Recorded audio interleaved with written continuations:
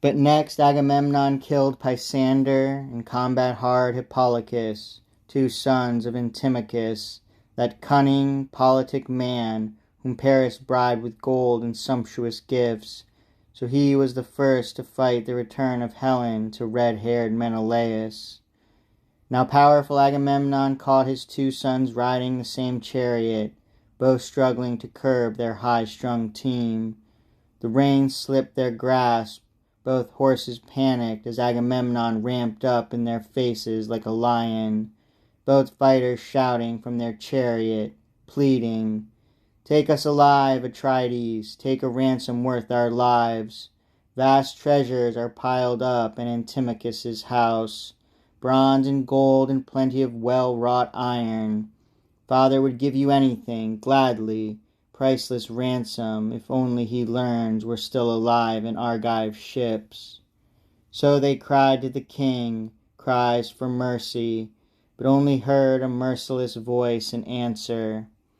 "Cunning Antimachus, so you're that man's sons.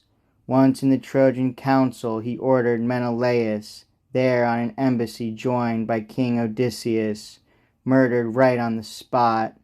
No safe conduct back to the land of Argos. You're his sons? Now pay for your father's outrage, blood for blood." And he pitched Pisander off the chariot onto earth and plunged a spear in his chest. The man crashed on his back as Hippolochus leapt away, but him he killed on the ground, slashing off his arms with a sword, lopping off his head, and he sent him rolling through the carnage like a log. He left him there for dead, and just at the point where most battalions scattered, Agamemnon charged, the rest of his troops in armor quick behind him now, infantry killing infantry, fleeing headlong, hard-pressed, drivers killing drivers.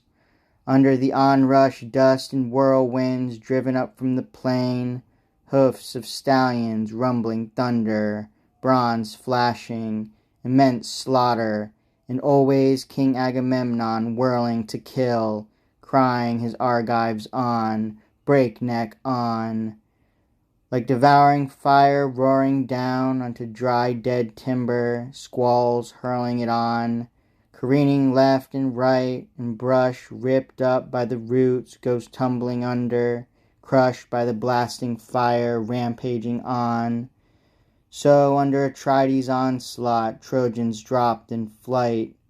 Stampedes of massive stallions dragged their empty chariots, clattering down the passageways of battle, stallions yearning to feel their masters' hands at the reins.